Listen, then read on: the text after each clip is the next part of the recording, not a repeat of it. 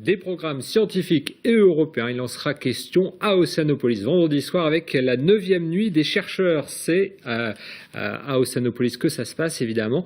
Anne Roignan, bonjour. Bonjour. Vous êtes la responsable du service éducation à Océanopolis. Alors vendredi, est-ce que vous accueillerez les 1200 chercheurs brestois? Non, nous allons accueillir simplement 167 chercheurs et doctorants. Ce qui est déjà beaucoup. Oui, dans le cadre donc de cette 9e édition de la Nuit européenne des chercheurs.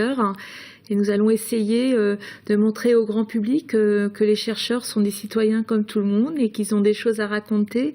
Donc Parce qu'il y aura des rencontres en face à face. Hein. Oui, il y a notamment du speed searching. Alors c'est quoi? Oui, en effet, nous avons imaginé pour cet événement impulsé par la Commission européenne un certain nombre de dispositifs de médiation un petit peu décalés. Donc le speed searching en fait partie. L'idée, c'est dans une ambiance assez feutrée, faire rencontrer du grand public et des chercheurs. Nous avons demandé aux chercheurs de venir avec un objet personnel. Mais vous cherchez à marier les chercheurs? C'est des célibataires ou c'est... Absolument pas. Nous cherchons tout simplement à faire discuter les chercheurs avec du grand public.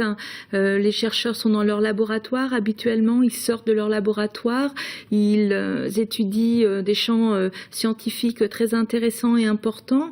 Mais complexes. Donc c'est difficile d'en parler? Parfois, et les citoyens ont des questionnements sur ces sujets-là.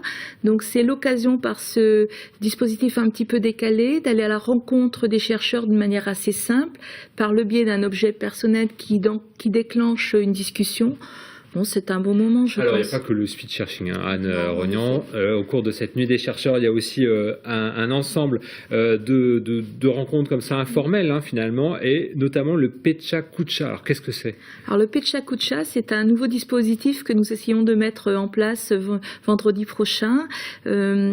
Le Pecha Kucha, c'est l'art de pitcher, de discuter en un temps très très minimal sur une thématique. Alors la thématique nationale de la Nuit européenne des chercheurs, c'est l'expérience. Donc les chercheurs ont droit à 10 ou 15 diapositives, si vous voulez. Ils doivent parler de l'expérience, qu'est-ce que l'expérience représente pour eux. Et ils ont 15 secondes par diapositive. Donc c'est un vrai exercice de médiation scientifique. Et on peut dire que ça fonctionne parce que ça fait 8 ans que vous organisez à Océanopolis cette nuit des chercheurs, et l'année dernière vous avez accueilli 4000 visiteurs. Donc les gens sont en attente, hein, même si beaucoup disent on n'a pas la connaissance scientifique pour comprendre les chercheurs. Malgré tout, ils viennent, et notamment les jeunes, vous disiez.